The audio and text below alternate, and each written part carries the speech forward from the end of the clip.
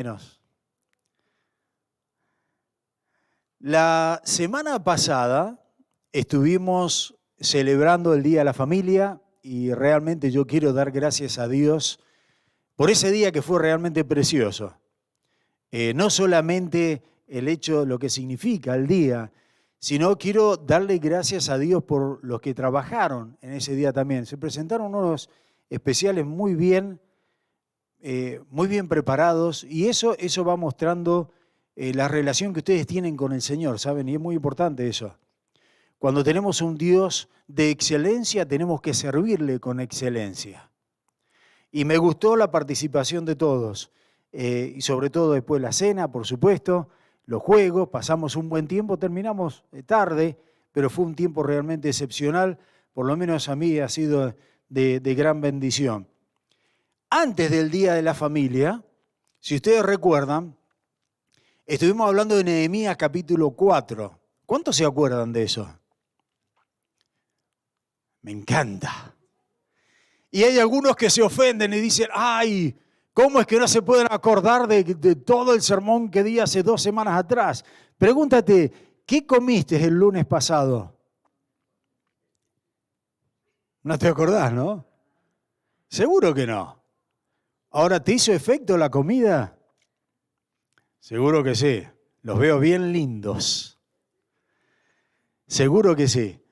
Así que muchas veces nos preocupamos, y cómo no se acuerdan, pero sabe, en su tiempo hizo el efecto que tenía que hacer.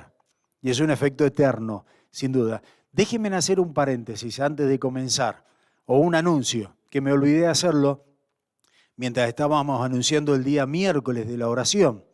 Y les voy a pedir que estén orando. Hay un par de peticiones casi urgentes, que tenemos que estar como familia orando. Uno es por el papá de Gisenia. Gisenia estuvo el domingo con nosotros acá, con la hermana Alicia, y el Señor lo tuvieron que operar de urgencia, así que gracias a Dios está bien, está mejor, ya tiene 80 años, así que por favor sigamos orando, yo les avisé a algunos, sigamos orando por el papá de Gisenia. Y estemos orando también por el hermano de la hermana Blanca, la mamá de Carla, que el miércoles va a ser sometido a una cirugía de corazón, tiene como 6 venas obstruidas, entonces tienen que hacer un buen trabajo allí. Así que estemos orando. Y es importante cuando oramos para que el Señor use a esos cirujanos, para que el Señor use al anestesista, a la enfermera y todo lo que esté alrededor, sobre todo para que este hombre pueda entonces recuperarse, ¿no? Salir bien, recuperarse y bueno, dar gloria, ¿cierto?, a Dios por ello. Está la hermana también, Norita Luz, que ya saben, se quebró el hombro, así que estemos orando también por la hermana. Y también esta mañana tengo la ayuda idónea que me pasa los anuncios, pero esta mañana también Francis nos pidió oración por su hermano, que ciertamente está en la lista de oración siempre, que ha tenido un preinfarto. Así que tenemos que orar, ¿eh? Por eso es que no es cuestión de decir, anunciar el día miércoles, no, tenemos que venir.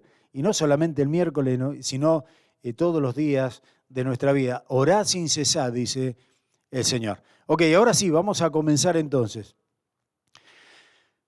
2 semanas atrás comenzamos con Nehemías y le habíamos puesto como título Combatiendo la adversidad. Combatiendo la adversidad.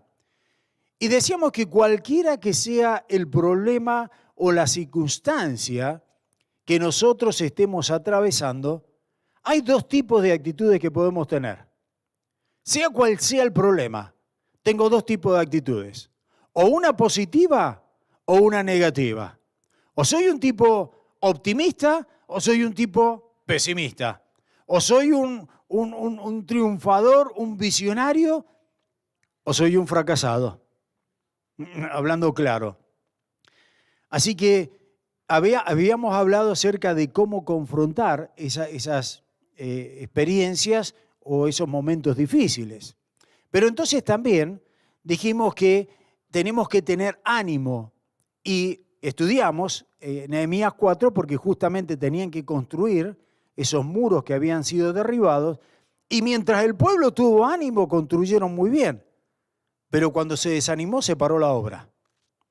Y entonces vimos, el segundo punto, ánimo, no solamente para embarcarnos, para empezar un proyecto, sino también ánimo para continuar, mantenernos en ese proyecto.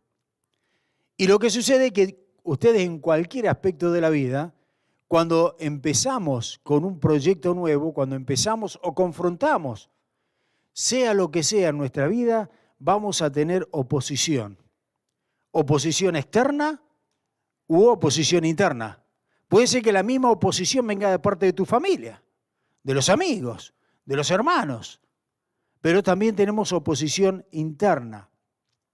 Y entonces, por último, y estoy haciéndolo a modo de repaso, dijimos cuál era la solución para el desaliento, porque es importante cuando estamos alentados. Cuando uno se siente bien, uno se quiere llevar el mundo por delante, ¿no? Pero cuando te sentís mal, se te caen los brazos, ay, ay, ay, qué difícil que es.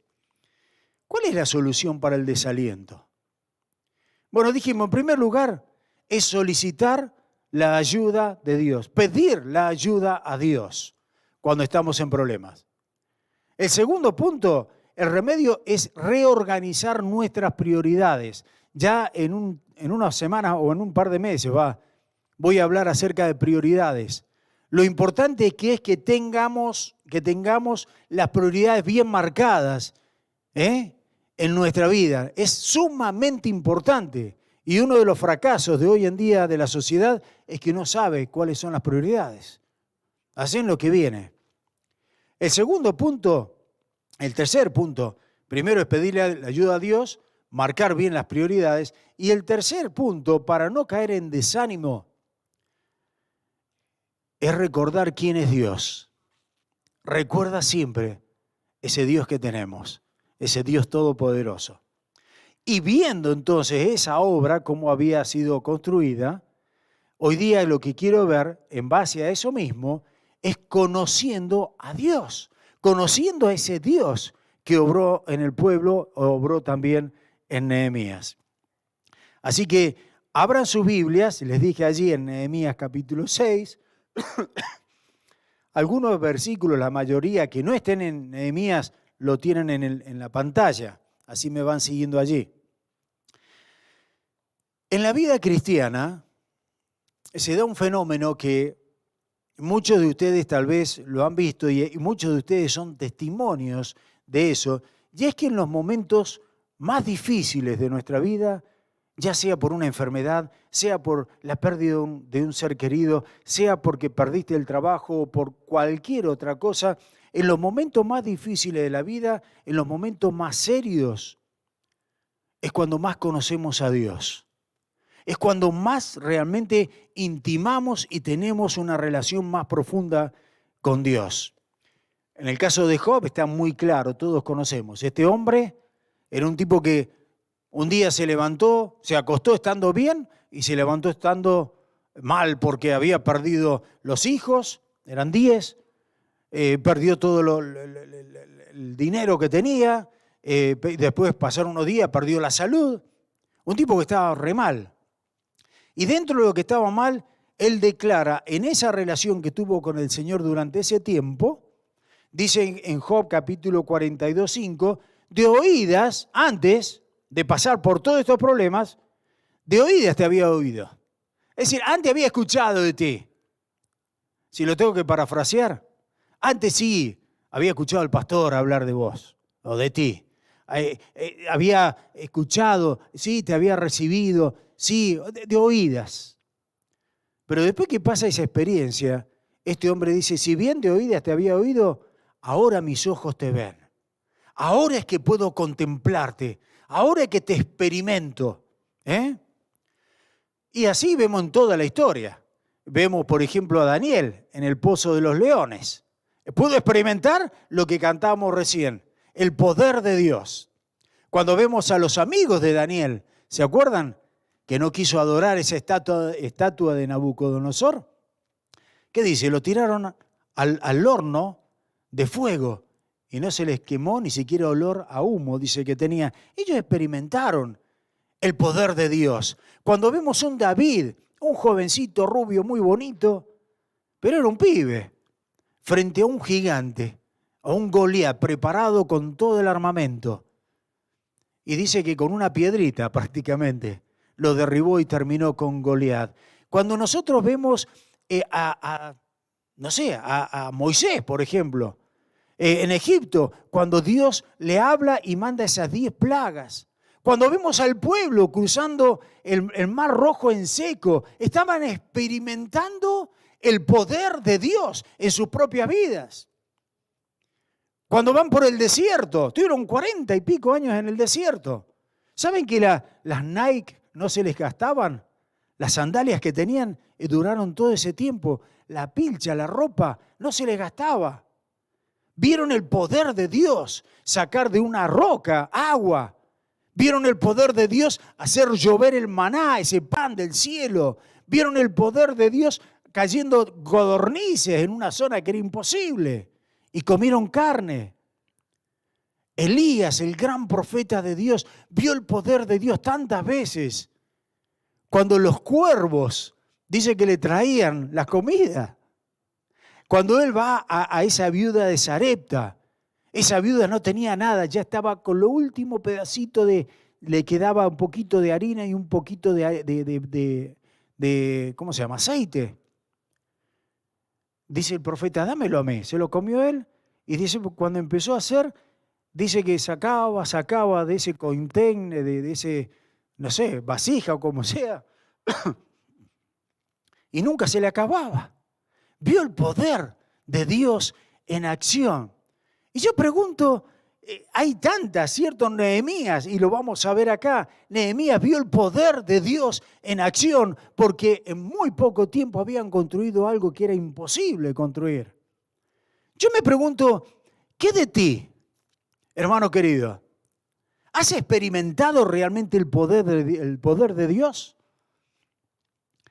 Porque déjame decirte una cosa, que todo hijo de Dios, todo hijo de luz, tiene que dar testimonio del poder de Dios. Amén.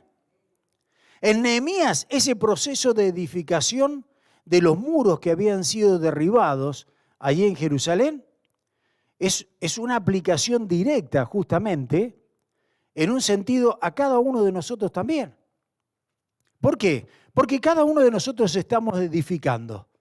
Así como Nehemías estaba edificando entonces esos muros, cada uno de nosotros edificamos el porvenir de nuestros hijos, edificamos nuestra propia vida, nuestros hogares, edificamos, ¿cierto?, nuestro futuro. Estamos edificando constantemente nuestra vida espiritual, estamos edificando nuestra iglesia.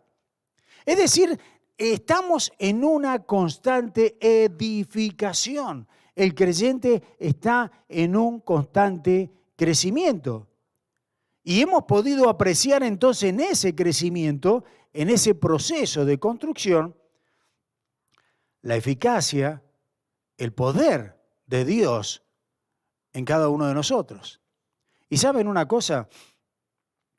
Yo he podido apreciar que ese proceso de construcción tiene mayor eficacia cuando lo traemos a Dios ser parte de ese proyecto.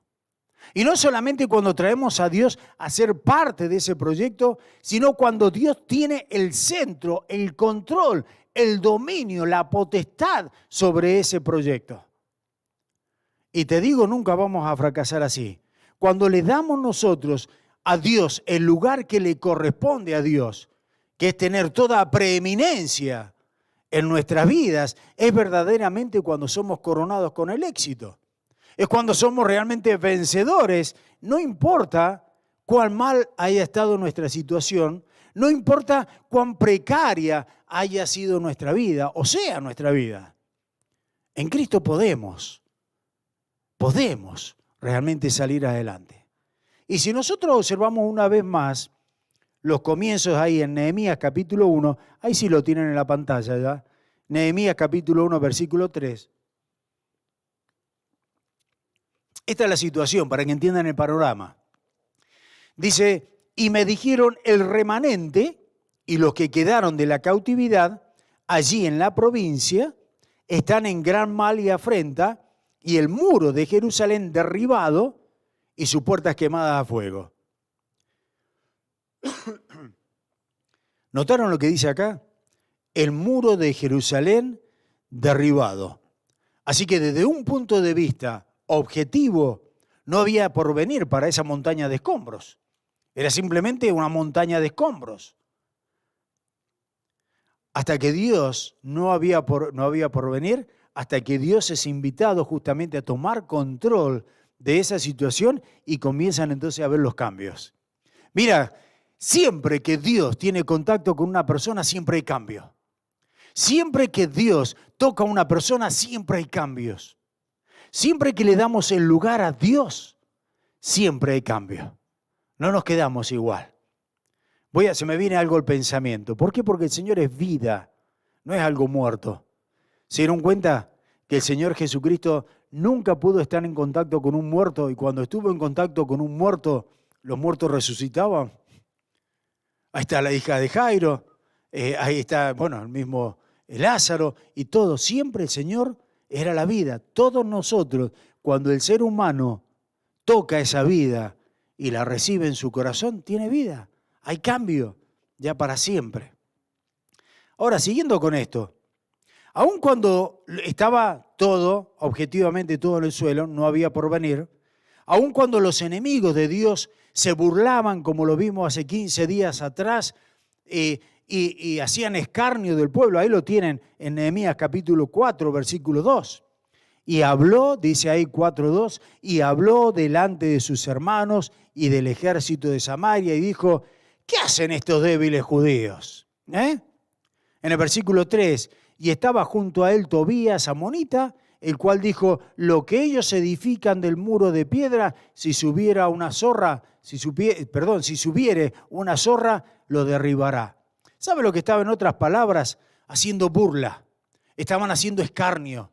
Los estaban desanimando. ¿Qué van a hacer estos pobres infelices? No van a poder hacer nada. Si viene un animalito chiquito, eso que están haciendo, se les va a caer. Eso es lo que estaban haciendo acá. Ahora, si nosotros nos vamos a quedar en el capítulo 6, les dije, y ahí no están los versículos, así que miraron en su Biblia, en el capítulo 6, desde el versículo 2 al versículo 14, es como que Nehemías mira para otro lado y está relatando otra cosa. En el versículo 15, donde él vuelve a hablar, Nehemías 6:15, él vuelve a hablar entonces acerca del muro y dice cuánto tiempo invirtieron en ese muro. Si ustedes miran allí, dice 52 días. Algo espectacular, menos de 2 meses. 52 días para hacer semejante obra. Dice allí, versículo 15, fue terminado pues el muro el 25 del mes de Elul en 52 días. Yo pensaba, ¿qué tal? 52 días, ¿qué obra? Solo se demoraron, una vez más, 52 días, y lo digo porque me asombra. Esto no estaban trabajando, no con las máquinas que tenemos, las Caterpillar que tenemos ahora, las excavadoras. Era pico y pala. Y era tener que sacar todo el escombro y hacer una nueva muralla. Y esa muralla no es una parecita como la que tenemos en nuestras casas. Esa muralla de 2 o 3 metros de ancho. Era trabajo, realmente. Así que 52 días, algo espectacular. Y el hecho de que ellos terminaron entonces ese proyecto en ese tiempo es un testimonio realmente de lo que representa tener a Dios en cada una de nuestras vidas cuando nosotros edificamos. Porque esa es la conclusión final a la que quiere llegar el relator, acá en este caso Nehemías. Dice en el versículo 16, en la última parte, por nuestro Dios, dice, por nuestro Dios había sido hecha esta obra. ¿Fue mano de hombre? No, fue por Dios quien fue hecha esa obra. Y esto es dicho para la prosperidad, para la posteridad como un testimonio. ¿Para qué? Para que podamos mostrar que cuando Dios está contigo y Dios toma control, las cosas cambian. Las cosas son totalmente diferentes. El salmista lo resume en una manera espectacular. Aquello que el Señor dijo también en el contexto, ¿cierto? En el principio, ahí en Lucas, creo que es Lucas 15, ¿no? O Juan 15. Acá el salmista lo resume en una manera tremenda, en el Salmo 127, versículo 1.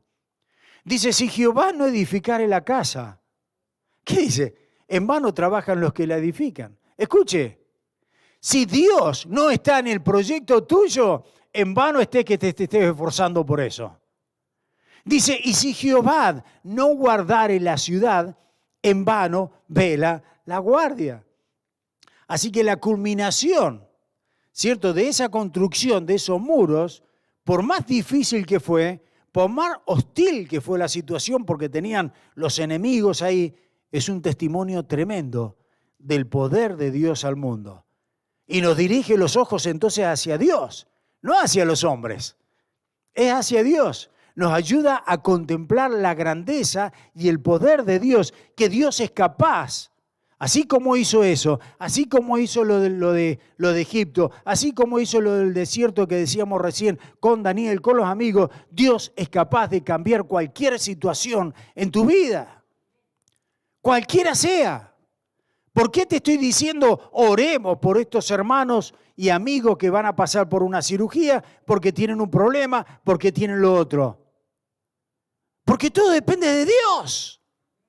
Dios puede levantar a los muertos si quiere, es Dios. Entonces por eso es que tenemos que poner a Dios en el centro de nuestras vidas. Y sea Dios quien trabaje en todo lo que nosotros hagamos.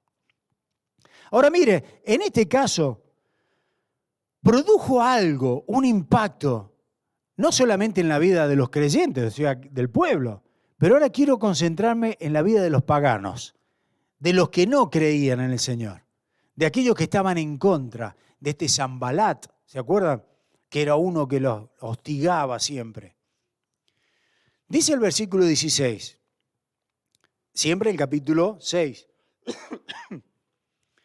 Y cuando lo oyeron todos nuestros enemigos, que había sido terminada la obra en 52 días, un milagro, primera cosa, temieron todas las naciones que estaban alrededor de nosotros. Segundo, se sintieron humillados.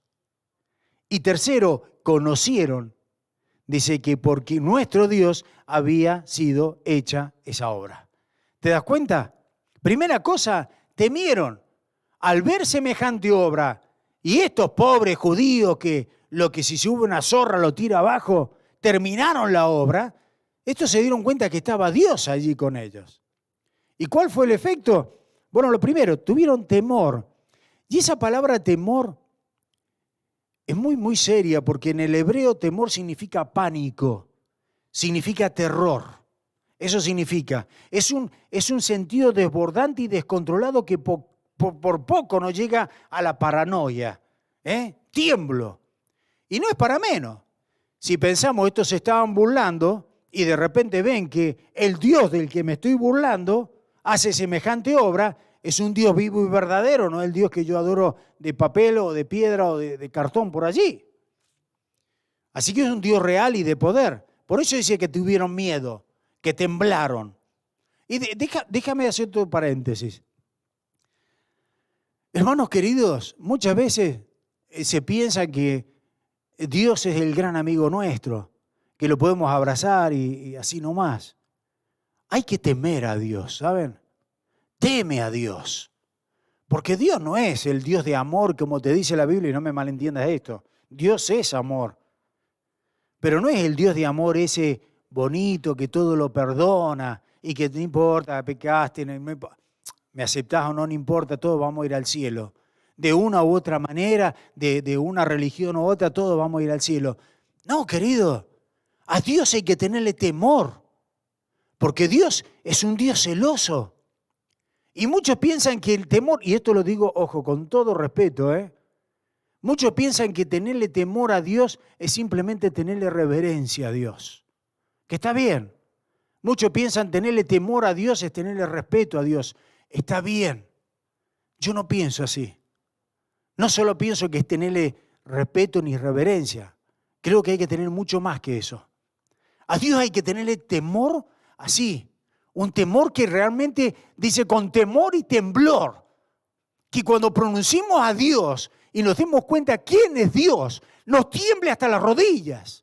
Porque no estamos tratando con un diosito cualquiera. No estoy tratando con un Dios que le ponga unas velitas o un diosito que yo le hago sacrificios para que se complazca de mí.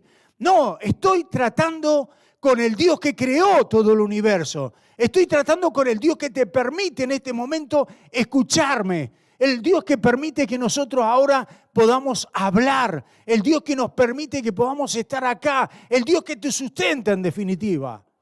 Estamos hablando del Dios vivo y verdadero. Viejo, cuando estamos ahí y vamos a pecar, si yo tengo temor, me tienen que temblar todo. Y darme cuenta delante de quién estoy.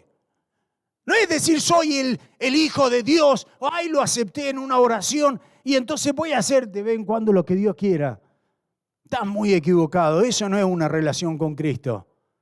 Eso es una simple religión, fría y barata. Nada más. Hay que temer a Dios. Y el principio del temor, el principio de la sabiduría, creo que es Proverbio 1:7, ¿no? Principio de la sabiduría es el temor a Dios. Eso es ser sabio. Cierre el paréntesis.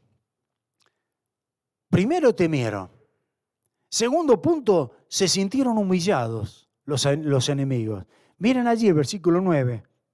Porque ellos decían, los enemigos, decían, se debilitarán las manos de ellos en las obras.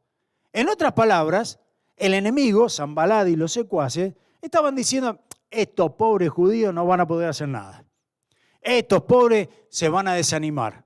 Estos pobres no van a andar. Y cuando están diciendo así, están menospreciando a los judíos, pero están menospreciando al Dios de los judíos también. A ver si se dan cuenta.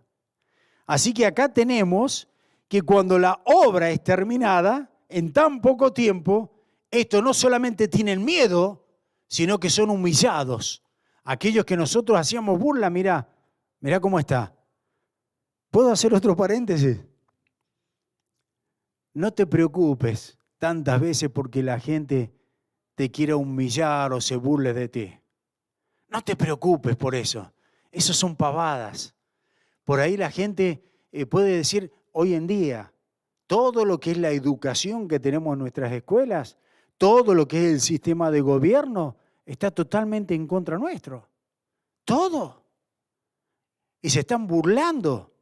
En la medida que, fíjate vos que el cristianismo sufre una persecución que ninguna religión la sufre. Nosotros sí. Y después algún día podemos explayarnos más en eso. Pero en definitiva va a llegar el día cuando tú y yo y todo el mundo vamos a tener que estar delante de Dios. Y en ese día dice que un día toda rodilla se doblará. Los que están en los cielos y en la tierra y debajo de la tierra. Y a mí me encanta, porque yo me voy a poder doblar mis rodillas contento, porque yo sé que estamos adorando a mi Dios allí. Pero aquellos que no le creyeron, aquellos que se burlaron, van a doblar las rodillas, se van a humillar, pero va a ser too late, va a ser demasiado tarde, se van a ir al lago de fuego y azufre. Estos se sintieron así. Ahora, tenemos muchos casos en la Biblia. Si alguna vez se han burlado de ti, no te hagas problema. En la Biblia está plagado de esas burlas. ¿Se acuerdan? Siguiendo con el caso de David y Goliat. Cuando lo vieron a David, David dice que era un tipazo, era bonito, un flaquito. Bueno, dice que era flaquito, pero un jovencito, tampoco dice que era gordito. Así que estaba más o menos. Dice que era rubio, que era bonito, era un muchacho atractivo, pero era un pibe nada más. Y frente a ese gigante, que estamos hablando de 2 metros y pico, con las armaduras, ¿cierto?, de soldado, con semejante espada y todo eso. Y cuando lo miró, dice que se burló. Dicen ahí lo tienen en la pantalla, 1 de Samuel, versículo 17. A ver, 1 de Samuel 17, 42. Y cuando el filisteo, Goliat, este gigante, miró y vio a David, le tuvo por poco. ¿Por qué? Porque era un pibe, era un muchacho, rubio y de hermoso parecer. En otras palabras, Goliat cuando habrá visto este rubiecito habrá hecho piece of cake.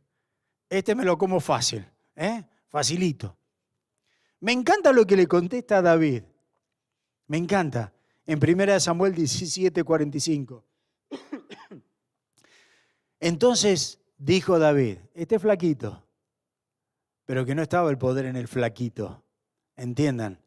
Entonces dijo David al filisteo, tú vienes a mí con espada, lanza y jabalina, mas yo vengo a ti en que en el nombre de Jehová de los ejércitos, el Dios de los escuadrones de Israel, a quien tú has provocado.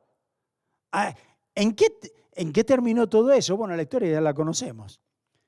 Que con una simple onda y una piedrita, terminó David con la vida de ese grandote.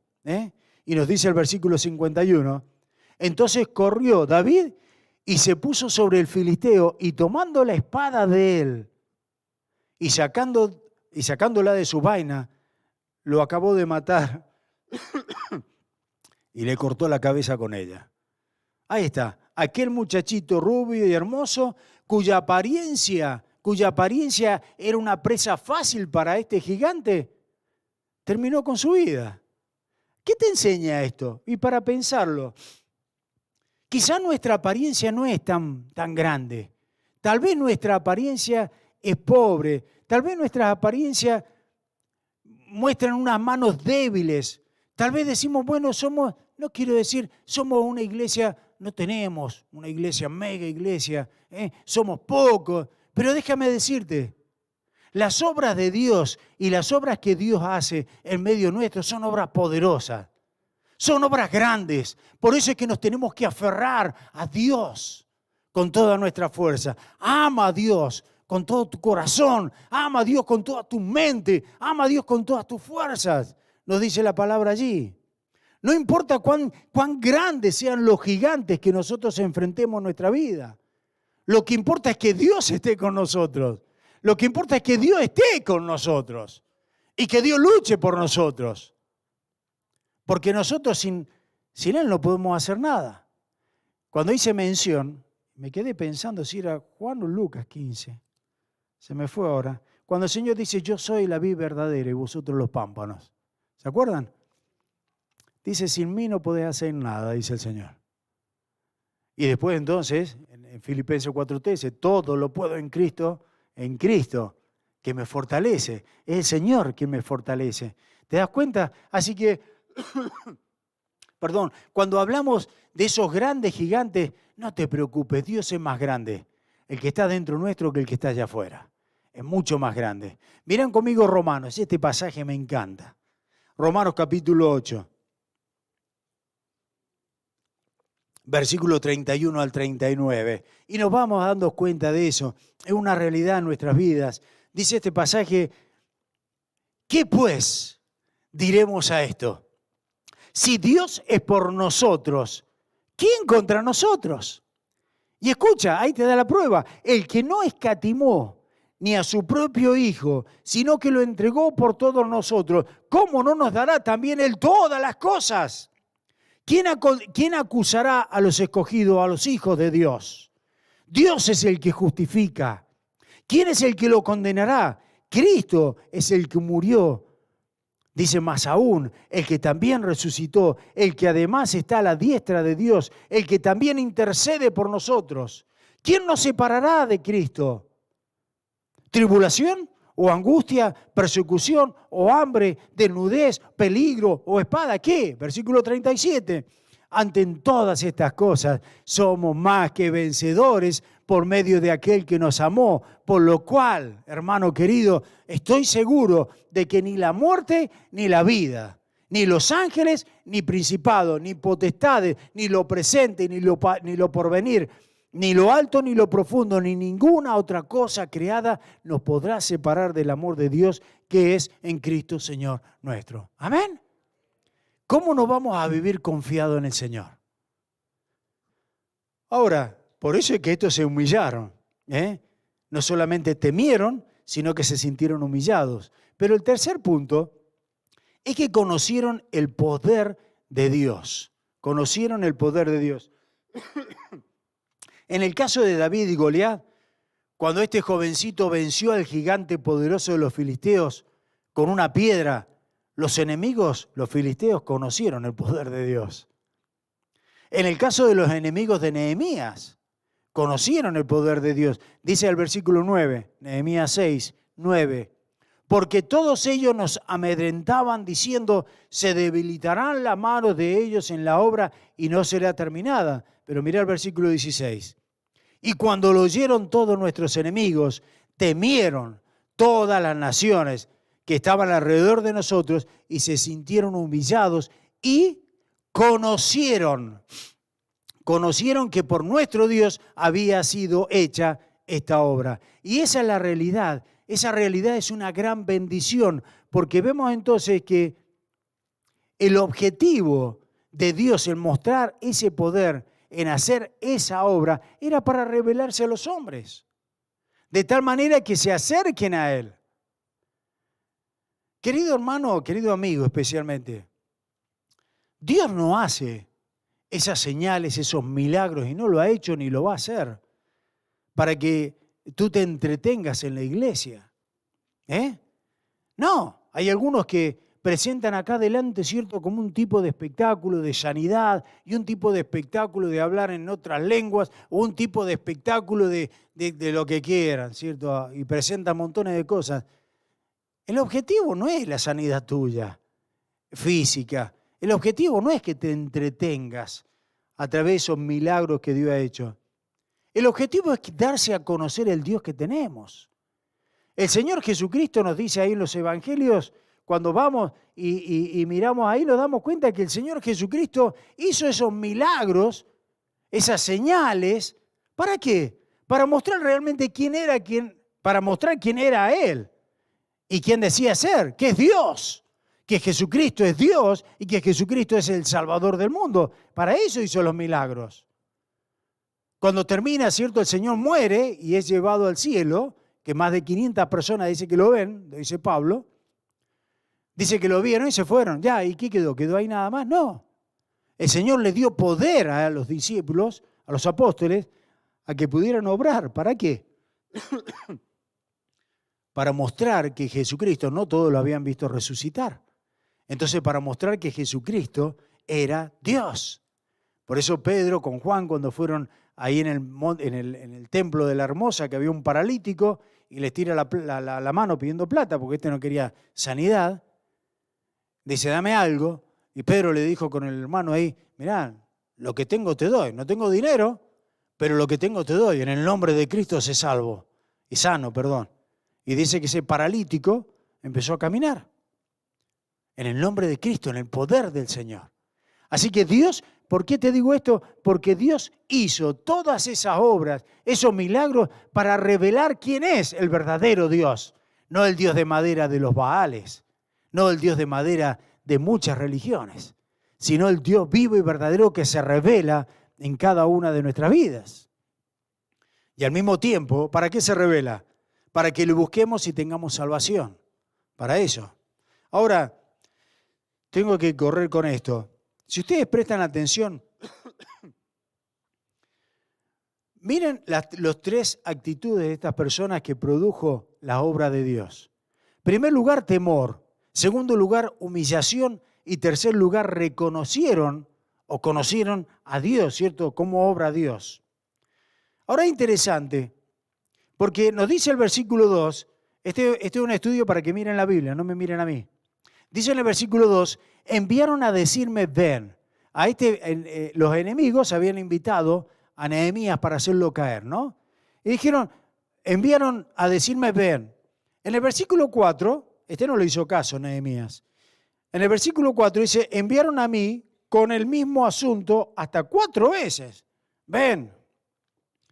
Versículo 5, envió su criado para decir lo mismo por 5ª vez. ¿Qué nos quiere mostrar esto? La insistencia de los incrédulos para hacer caer a este hombre. ¿Por qué tanto interés? Porque querían destruirlo directamente. Fíjense en versículo 2, en la última parte, dice hacer el mal. En el versículo 19, en la última parte, dice atemorizar. Ahora, fíjense en qué interesante esto, porque En el versículo 1 dice oyeron y en el versículo 16 dice que oyeron y temieron. Y ahora dice que tenían terror, tuvieron temor esta gente. ¿Y sabe lo que hace muchas veces el enemigo? Hace eso. Y muchas personas hacen ese tipo de jugarreta, a ver si me entienden lo que les voy a decir ahora. Muchas personas cuando ven que tú tienes un Dios verdadero, que tú tienes un Dios que realmente disfrutas de esa relación con Dios y que se manifiesta a través de tu vida, dándote crecimiento, dándote la paz, dándote todo lo que Dios nos da. Muchas veces esas personas tienen temor, pero lo vuelcan contra ti. En vez de aceptar a Dios, se ponen más duros como el faraón.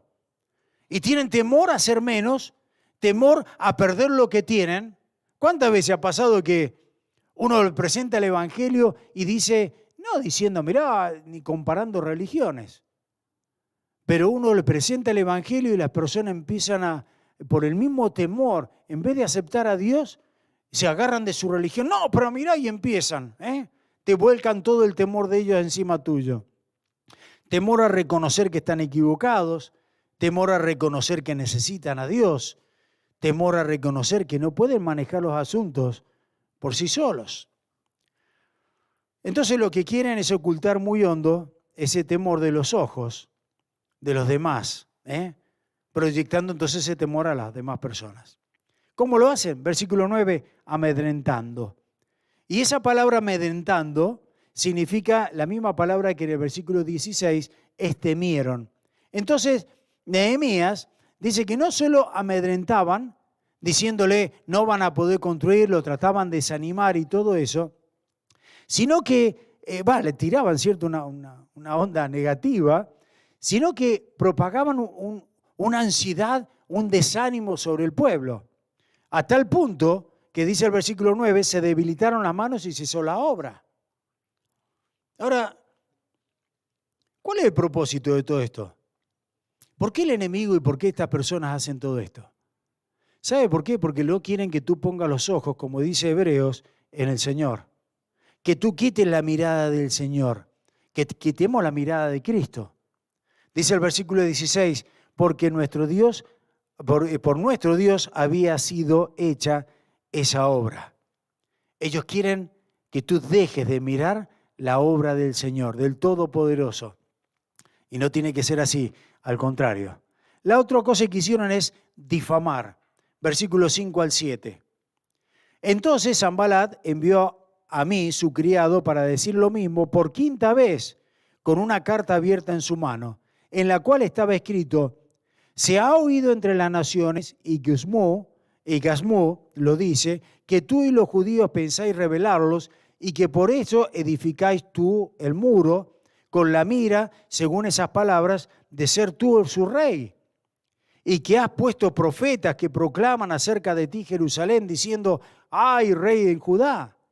Y ahora serán oídas del rey las palabras, ven por lo tanto y consultemos juntos. Mire, si no entiende, porque es muy posible que no entienda lo que ha leído, si no entiende, este Sanbalat lo que le está diciendo son toda una manga de mentiras. Eso es, simplemente son mentiras. Pero me gusta cómo el hombre de Dios discierne esas mentiras. Y dice entonces en Nehemías 8, en el versículo 8, 6, 8, entonces envié yo a decirle, no hay tal cosa como dices, sino que en tu corazón tú las inventas. Nehemías le dice, no es que yo quiera ser rey, las cosas que están hablando son mentiras y son las cosas que están en tu corazón. Nehemías reconoce una verdad que es fundamental, hermanos queridos, que nuestro mal está en nuestro propio corazón. Y Jesús lo pone en una manera muy clara en Marcos capítulo 7, versículo 21. Porque de dentro del corazón, dice, porque de dentro del corazón de los hombres salen los malos pensamientos, los adulterios, las fornicaciones, los homicidios. Dentro de tu corazón, dice Mateo 15, 19. Agrega un poco más a la lista. Porque del corazón salen los malos pensamientos, los homicidios, los adulterios, las fornicaciones, los hurtos, los falsos testimonios, las blasfemias. Y aún un corazón así, un corazón lleno de pecado, no tiene lugar para Dios. ¿Por qué? Porque está saturado de pecado. Lo que se necesita es una purificación. Cambiar ese corazón de piedra por un corazón de carne, nos dice el Señor. Y sabes, eso se hace cuando aceptamos a Cristo. Eso se hace cuando nosotros invitamos a Dios a nuestra vida. El comienzo de todo es eso. No es comienza nada más que en conocer a Dios, sino caminar en Él. Llegar a esa cruz del Calvario y aceptar lo que Cristo hizo por cada uno de nosotros. Con temor, con un corazón humillado, reconociendo su poder. Yo le decía recién, conociendo el poder de Dios. Saben que hay muchos testimonios de cómo Dios ha cambiado nuestras vidas. Y te voy a contar uno de los más grandes que yo he vivido en mi experiencia, que fue realmente hermoso, y la iglesia lo vivió hace ya como 16 años atrás o 15 años atrás. Y te lo voy a contar como testimonio para que te animes. Y si estás dejando a Dios fuera de la ecuación en cualquier circunstancia, considéralo. Siempre pon a Dios en primer lugar. Dios tiene toda la preeminencia. Y ese Dios de poder es el que hace maravilla en nuestras vidas. No hay otra manera. ¿Quieres tener triunfo, vivir, éxito en esta vida? Pon a Dios en primer lugar. Pon a Dios. ¿Quieres tener vida eterna? Pon a Dios en primer lugar. Para eso Dios no le costó, a nosotros no nos cuesta nada, es gratis, pero a Dios le costó todo lo que tenía, la vida de su Hijo. Darlo en una cruz, y de resucitarlo con todo poder. No para que nosotros hagamos buenas obras y seamos salvos, sino para que murió Cristo entonces. Sino es que por gracia somos salvos. Y Dios hace eso. Ese testimonio de dar gracias o de presentar esa simple palabra, hace como unos 15 años, póngale atrás. Estábamos haciendo evangelismo y la hermana encargada del evangelismo me dice, pastor, ¿puede ir? Salíamos de la casa de la hermana, algunos ya se van a acordar y saben a qué me refiero, pero hacía años que no contaba este testimonio.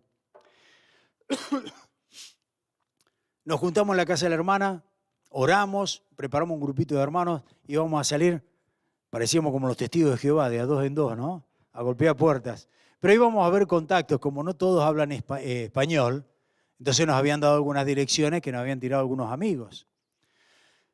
Y cuando salimos ahí a la calle, me dice la hermana, no, usted no vaya muy lejos, dice, en la casa esa de enfrente, la casa de enfrente. Dice, vaya por atrás. Y ahí hay unos latinos, vaya y predíquele. Y fui con mi esposa, una de las bendiciones más grandes que Dios me ha dado, mi esposa, ¿no? Pero aparte el poder haber ido a ese lugar. Cuando fuimos, entramos por atrás de la casa y escuchamos hablar español, así como están todos ustedes en el balcón allá. Tenían como un deck, un balconcito ahí. Y desde abajo le digo, hola, ¿puedo subir? Y de allá arriba, con una voz media perdida, borracho, me dice, sí, subí. Bueno, cuando subimos, llegamos con Graciela allí y vemos una mesita, ponele que sea el doble de esta, de tamaño, llena de cerveza. De botellas de cerveza, ya estaban todas vacías. Y había una mujer con 4 hombres ahí tomando. Y subimos y ahí nomás uno empieza a hablar y me dice, siéntate. Y nos sentamos ahí. Ahora miren el ambiente, quiero que piensen un poquito cómo estaba eso ahí. Y entonces llegamos, nos sentamos y una persona empezó a hablar solo. Yo no tuve que decir nada.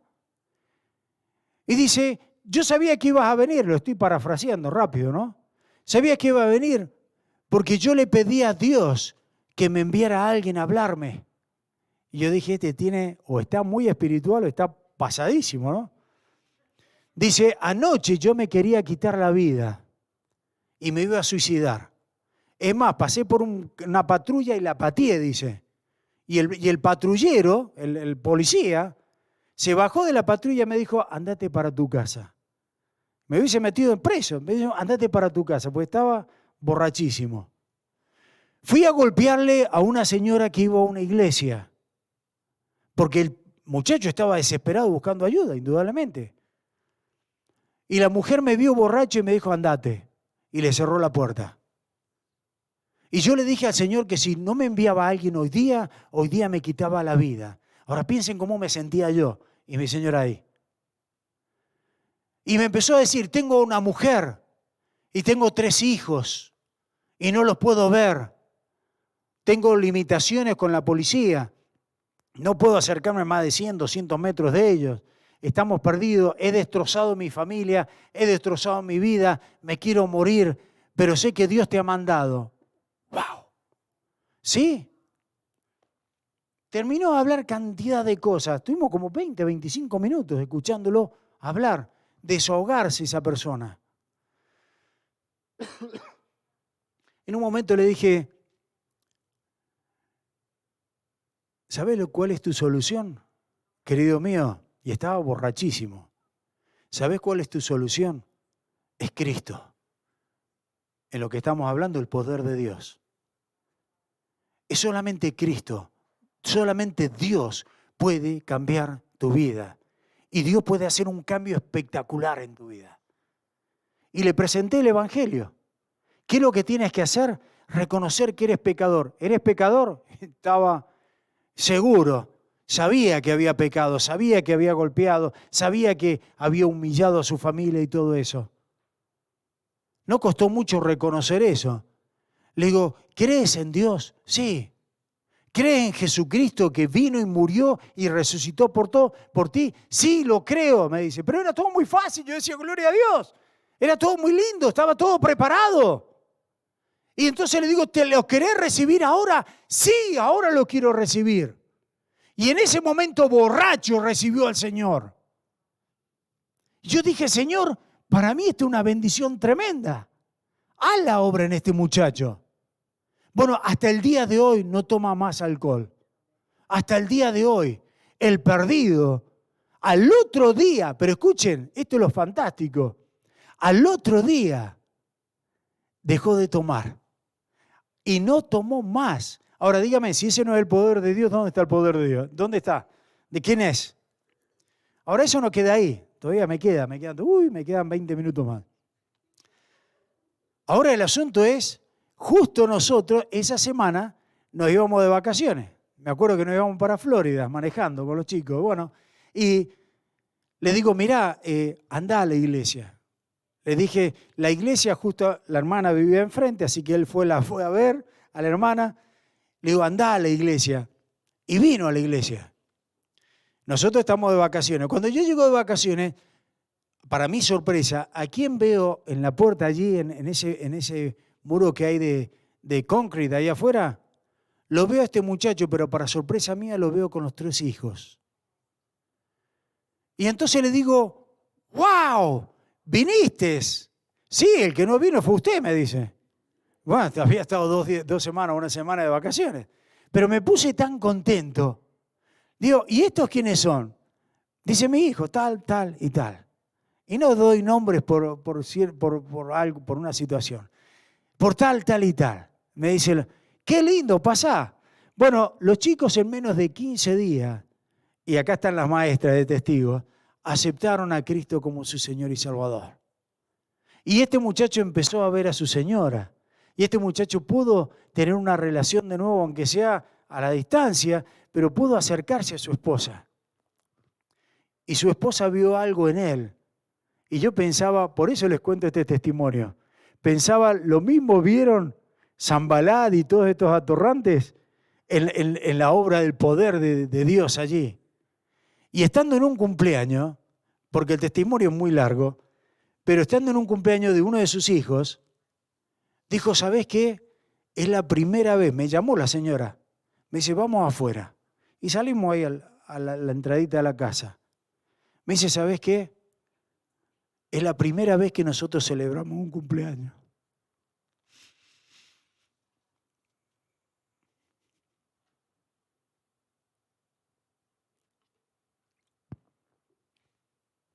Dice,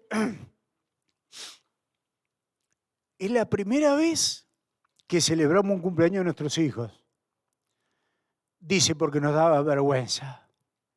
Preparamos todo y venía borracho, tiraba todo, no había amistades, no había nada. Dice, la primera vez que podemos celebrar un cumpleaños. Y fuimos 2 o 3 hermanos. Fue algo totalmente especial. Pero no quedó ahí nada más. Siempre con Dios hay algo más lindo. Y me dice, Mario, yo sé que este tiene un Dios y es diferente porque no es el esposo que yo tenía antes. Y me dice, yo quiero ese Dios. ¿Sabés cómo estaba mi corazón? Explota. Y si me emociono es porque hasta el día de hoy me ha tocado el Señor. Le digo, yo te presento ese Dios. Y ella aceptó el Señor también. Así que de una familia destrozada, que no podían ni verse, un tipo borracho que en cualquier momento se moría. Decime, si no es el poder de Dios, ¿quién es? ¿Te das cuenta que no se trata de una fría y estúpida religión de lo que tú puedes hacer o lo que yo pueda hacer? ¿Cómo voy a yo agradar siendo un pecador? ¿Cómo voy a agradar a un Dios tan grande y tan poderoso? El mismo profeta Jeremías decía, las obras más buenas que nosotros podamos hacer son trapos de inmundicia delante de Dios. Ahora, fíjate vos toda la verdad de ese Dios que nos dice, pero fuera del cristianismo, todas las religiones del mundo dicen tenés que hacer buenas obras. ¿No te parece ridículo eso? No, ¿sabe por qué? Porque ninguno de ellos considera el tamaño y la grandeza y la santidad de ese Dios a quien nosotros tenemos. Cuando tú te das cuenta, ese Dios que nosotros tenemos es como Pedro cuando se vio delante del Señor y el Señor hizo ese milagro de tantos pescados, es cierto que habían pescado tanta la pesca tan grande, y Pedro agarró y dice, Señor, soy pecador, y se humilló. Bueno, eso es lo que tenemos que hacer, humillarnos. No se trata de nosotros, se trata de Dios. Se trata de decirle, Señor, perdóname, perdóname. Si no eres creyente, si todavía no le has dado el corazón a Cristo, dile en este momento, en tus palabras, no me tienes que seguir a mí. Dile en tus palabras al Señor, Señor, perdóname. Sé que soy pecador, sé que te he fallado, sé que estoy perdido, pero sálvame. Tú eres Dios. Has dado tu Hijo. Te acepto como mi Señor y mi Salvador personal. Y en ese momento en que tú dices eso con todo tu corazón, ahí la palabra nos dice con toda seguridad, Dios nos pasa de la muerte a la vida eterna. ¿Quieres prueba de eso? Estaba el Señor con esos ahí en la cruz crucificándose, ¿no? Crucificándolo al Señor. Esos 2 que estaban con el Señor, ¿qué buenas obras podían hacer? Dime, ya estaban crucificados ahí, estaban esperando la muerte. Y uno de ellos lo aceptó a Cristo. Uno de ellos les dijo, perdóname. Y aceptó que era Dios y que era el Mesías que iba a volver. Por eso uno de ellos le dijo, Señor, acuérdate cuando vengas en tu reino. ¿Y qué le dijo el Señor? Bajate, andá, bautizate, porque si no te bautizás, te vas al infierno. ¿Qué le dijo el Señor? Andá a hacer buenas obras. Si no te vas al infierno, no. El Señor le dijo, de cierto te digo que hoy estarás conmigo en el paraíso. Porque la salvación es por gracia, no por obras para que nadie se gloríe, sino que toda la gloria sea para mi Dios. Y si eres un creyente y estás lejos del Señor, pídele perdón. El Señor está esperando que te reconcilies con Él. No dejes pasar más tiempo. Padre eterno, yo te doy gracias, Señor. Gracias por tu palabra. Gracias, Señor, por el testimonio que tenemos de tantos hombres y mujeres a través de las Escrituras que nos han mostrado el poder tuyo, Señor. Gracias, Padre, porque un día tocaste nuestros corazones. Gracias porque un día nos quitaste esa venda ridícula de la religión y del orgullo de pensar que nosotros podemos llegar a tu presencia, seres sucios, pecadores, frente a un Dios infinitamente santo y puro, limpio. Padre, gracias por tu gracia y tu perdón. Gracias por tu misericordia. Gracias por enviar a Cristo Jesús y morir en esa cruz. Gracias porque le resucitaste con todo poder. Y yo, Padre, te pido, te imploro, Señor, que así como tocaste la vida de estos hermanos que estaba diciendo recién, ya has tocado el corazón de cada uno de nosotros. Toques también, Señor, a las personas que nos están escuchando, los que están aquí presentes, que aún no te conocen, Señor. Muéstrales, te lo imploro, Señor. Mueve tu espíritu. Muéstrales, Señor, que no se trata de obras, sino se trata de ti, Señor. En tu poder es que somos salvos y que puedan arrepentirse y aceptarte en este día como Señor y Salvador personal. Padre, te amamos. Te bendecimos, Señor. Y si hay hermanos que están alejados de ti, Señor, que hoy día sea el día donde tú humilles, quebrantes ese corazón también y puedan ver, Señor, con claridad que lejos de ti no podemos hacer nada. Gracias, Padre. Danos una semana en victoria, que podamos compartir el Evangelio y vivir para testificar acerca de ese poder grande que tú tienes, de ese Dios infinito que eres. Padre, llévanos con tu paz y con tu bendición. Y te damos las gracias en Cristo Jesús, Señor nuestro.